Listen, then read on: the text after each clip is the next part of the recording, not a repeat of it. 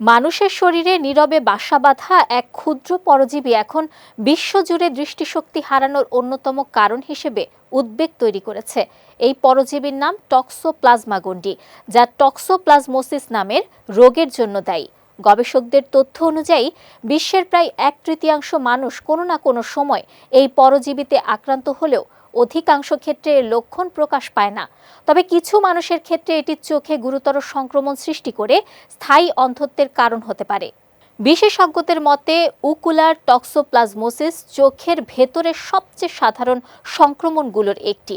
অস্ট্রেলিয়ার ফ্লিন্ডার্স ইউনিভার্সিটির গবেষক জাস্টিন স্মিথের ভাষায়, বিশ্বজুড়ে দৃষ্টিশক্তি হারানোর অন্যতম কারণ হওয়া সত্ত্বেও এই রোগটি এখনও যথাযথ গুরুত্ব পাচ্ছে না।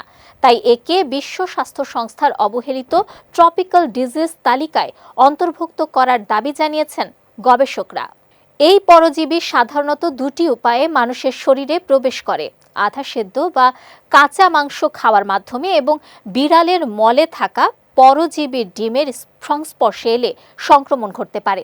গর্ভাবস্থায় নতুন করে আক্রান্ত হলে মায়ের শরীর থেকে গর্ভের শিশুর মধ্যেও সংক্রমণ ছড়াতে পারে, যা শিশুর জন্য মারাত্মক জটিলতা এমনকি গর্ভপাতের কারণও হতে পারে। গবেষকদের মতে এই রোগ প্রতিরোধ করা সম্ভব হলেও সচেতনতার অভাব, সীমিত গবেষণা এবং পর্যাপ্ত অর্থায়নের অভাবে কার্যকর ব্যবস্থা নেওয়া যাচ্ছে না। এখন পর্যন্ত টক্সোপ্লাজমোসিসের কোনো ভ্যাকসিন নেই, এমনকি চিকিৎসারও কোনো নির্দিষ্ট আন্তর্জাতিক প্রোটোকল গড়ে ওঠেনি। প্রতি বছর বিশ্বজুড়ে প্রায় 1,90,000 শিশু এই সংক্রমণ নিয়ে জন্মায়। বিশেষজ্ঞরা বলছেন, নিরাপদ খাদ্য গ্রহণ, বিশুদ্ধ পানি ব্যবহার, স্যানিটেশন নিশ্চিত করা, গর্ভকালীন নিয়মিত স্বাস্থ্য পরীক্ষা এবং জনসচেতনতা বৃদ্ধি এই রোগের ঝুঁকি অনেকটাই কমাতে পারে।